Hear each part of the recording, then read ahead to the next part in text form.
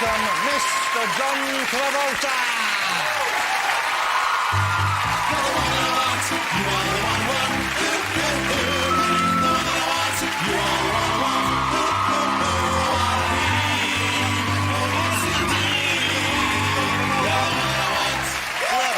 John Travolta. Thank you. Please, take a seat. John, how are you? Oh, I'm sorry. You look great. How nice to have John Travolta here, isn't it, ladies and gentlemen? It's so exciting.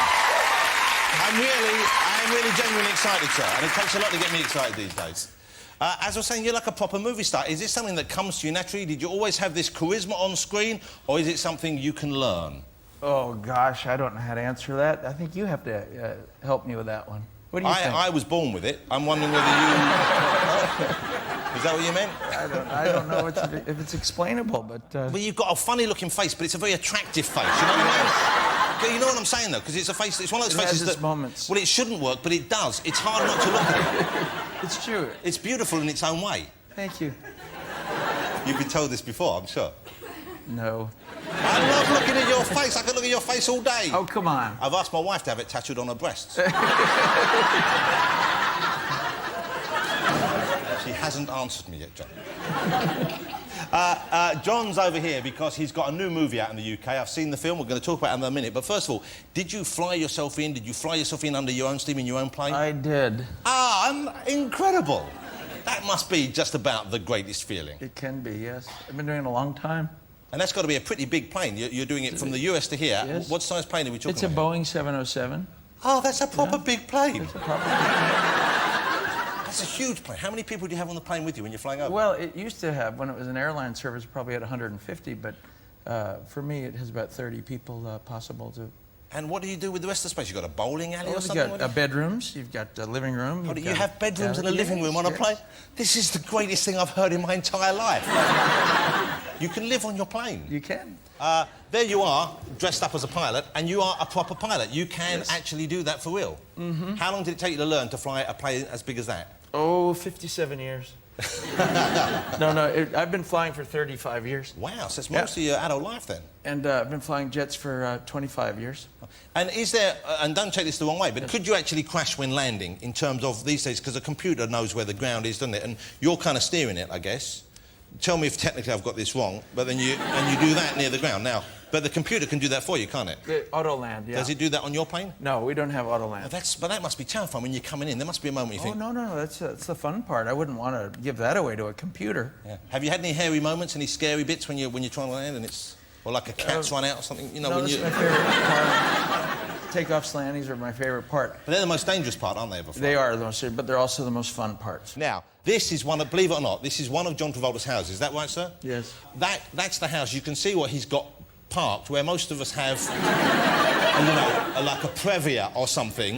Is that the big plane that you flew over here on? Yes, it is. And so you've got a runway leading up to your house. Do you think that's braggadocious of me? I think it's incredible. Do you let your wife reverse the plane in ever, or do you... Are you allowed to just fly whenever you want? Can you just go, yeah, I'm going out, darling. I'm just going to fly. I can fly whenever I want. That's the beauty of it. You've got the greatest life of anyone on the planet. I do. I may just have that. You're like a proper superhero or something. Do you have more than one plane? I have 2 planes. Oh, my God.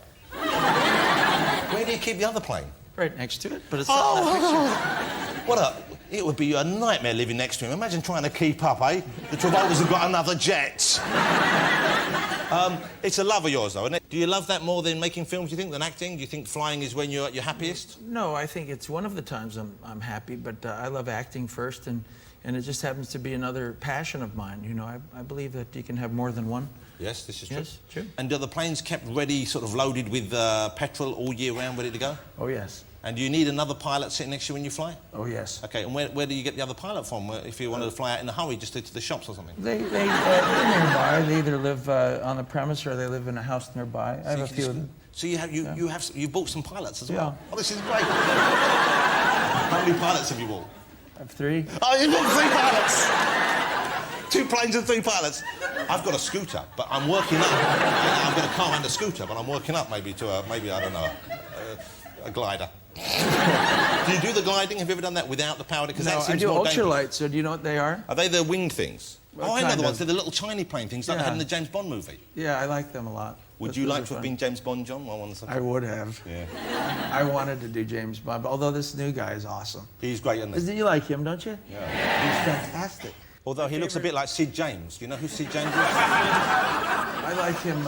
He's the one I've liked the most since Sean. Sean Connery. Yeah, Sean. Yes. I danced with Sean Connery once, you know. Everyone says that. When did you dance with Sean Connery? There was a party about 10 years ago for Frank Sinatra's, before he passed on, obviously. But I was about to leave with my wife, and he said, "John, where are you going?"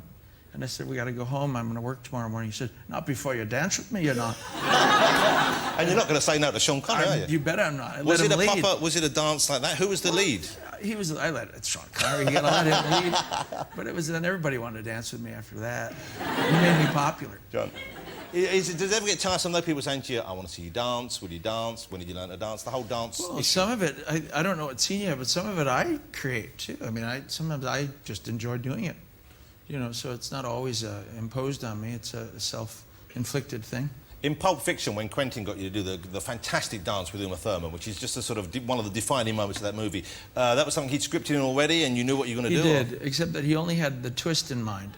And I told him, I said, you know, there are more dances than just the twist. I said, when I was a kid, there were novelty dances like the swim, and the hitchhiker, and the Batman. Yeah. So I said, if you're smart, you would use all those dances and just film them, call them out or something. So he agreed to that. I said, just the twist might be too much for that length. That movie really kind of turned your career around again, though, didn't it? Because you had the big hit early on, and then you had a series of movies that didn't do as well. Did you ever worry and think, OK, that's it for me, the acting more or less has gone away now? Was there a period when you stopped receiving scripts? Not too bad. I mean, I think once you establish yourself at the level I did, there's always scripts on your that are possible. It's just what are they, and whether you want to do them, and what quality are they. But yeah, Pulp Fiction gave me my second Academy Award nomination, and that gave me everything up till today. Yeah. All the good films I've done in the last 12 years. All right, let's talk about the new movie, because it's a very timely film in that you're a man of a certain age, I'm a man of a certain age. When a man gets to a certain age, he maybe feels that life's run away with him and he wants to have one last go at freedom, at wildness, and that's kind of one of the ideas behind Wild Hogs, isn't it? Sure. Well, you know, we're a bunch of guys that hang out on the weekends. What we do is we have these Harley Davidsons, and it's a hobby. And when we get together, it's just beer and a chat, you know. Okay. So I have the bright idea of taking the bikes on the road, a long road trip across the United States. And I seduce the guys into doing it, except they don't know that I have a bunch of secrets and I'm escaping something.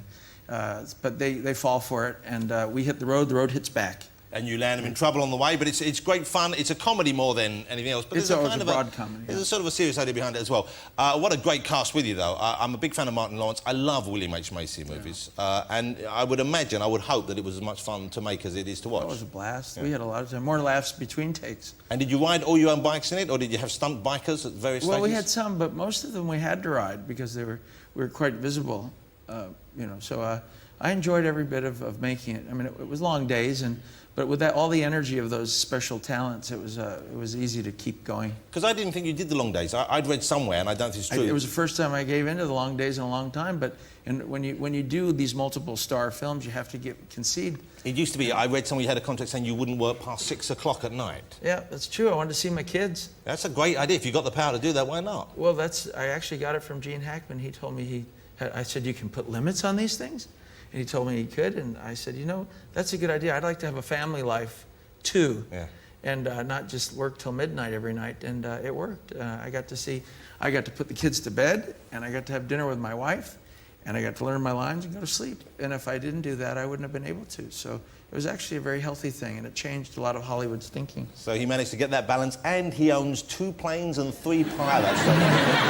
Isn't that a life you would like to know what it's like to live? Hey, John, if Ricky was to ask you to be in extras, and I don't know if he would, are you familiar with extras? Do you know of Ricky's work? Would you consider being in extras? Well, now that we've napped together and waiting to come on and all, I'd probably do anything he said. Yeah.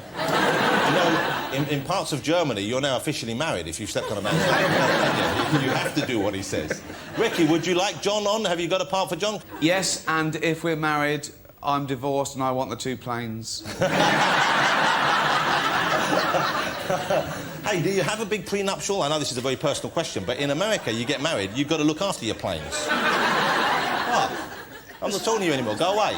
What sort of segue is that? Well, you just mentioned divorce. You know the way my brain works. It never barely mind that. functions. I wanted to be in extras. Let's get this signed now. This is a contract. He's in the extras special. John, what's the deal? What do you do on the extras? Okay, sounds good. Brilliant. In England, that is binding. You know what? Hey, in a minute, why don't you come out and you two dance together and then it will be official, OK? John, I'm just enamoured of your work. I love seeing you on screen. I like the way you live your life from the sound of things. We've touched on your dancing in a roundabout way. Let me ask you a question here, and I'm not going to mock this because I know it's an important thing to you. I want to ask you about Scientology. Sure. Because you're one of the two most kind of famous practitioners, I don't know if that's the correct word, of Scientology. There's Tom Cruise, of course, who we all know about, and you for many years have talked about it. What have you got out of it, and how do you make, or what do you make of the scorn that many people pour upon Scientology? It seems to me that you come in for more flack than any other faith or belief system out there.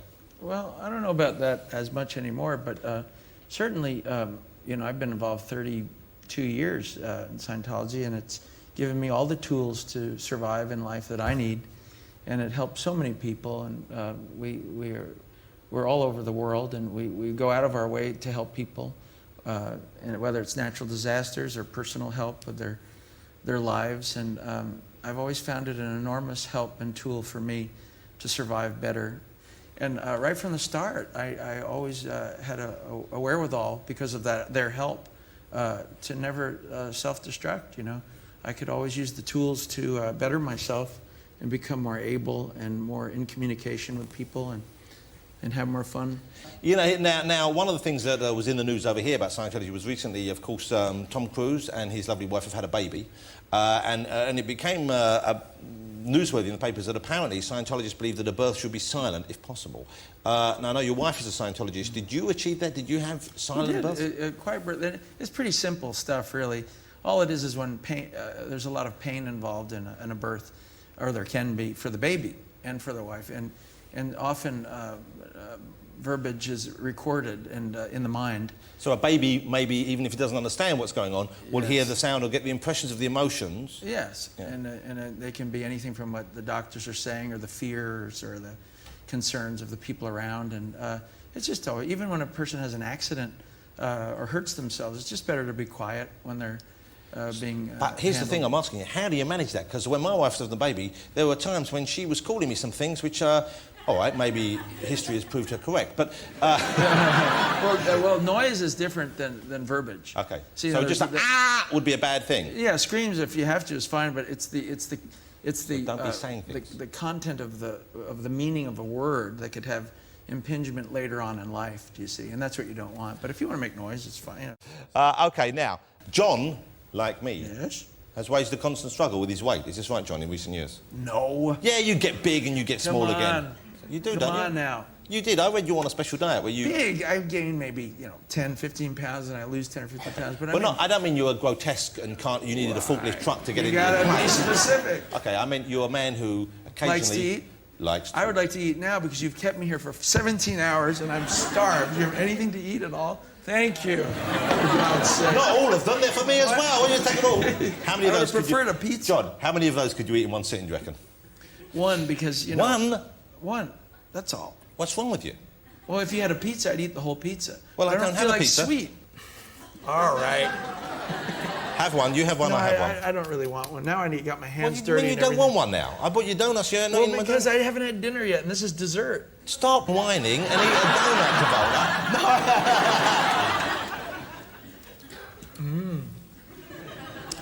Just relax. No, let's not talk for me. Let's just enjoy the moment.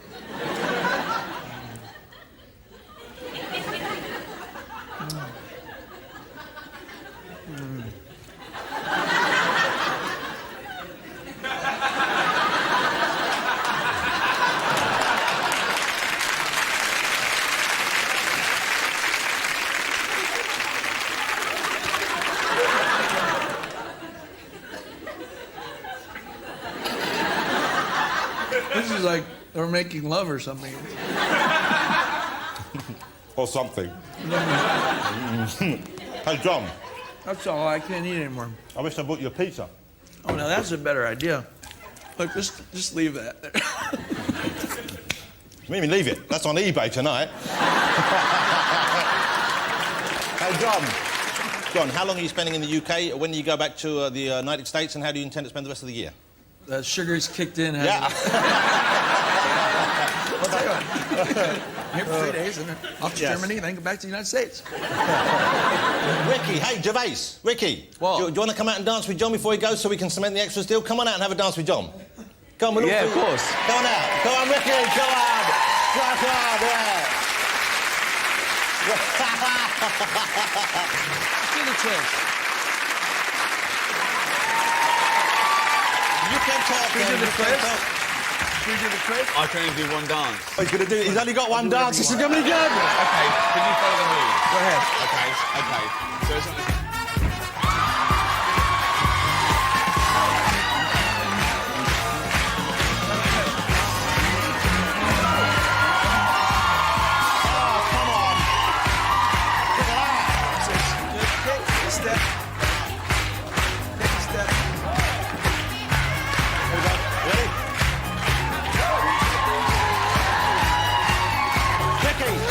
Spin me! Spin me! Spin me!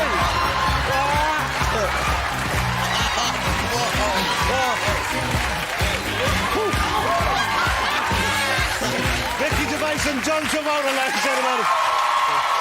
John, God bless you. Thank you, John, for the...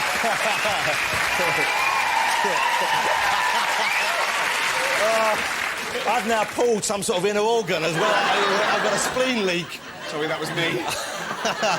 Ladies and gentlemen, thank you to Ricky again, but join me, please, in saying thank you to a genuine superstar. We're not going to leave that in. Yeah! That's gold, isn't it, John? Welcome to Friday Night with me, Jonathan Ross. Welcome to Alan Carr, China!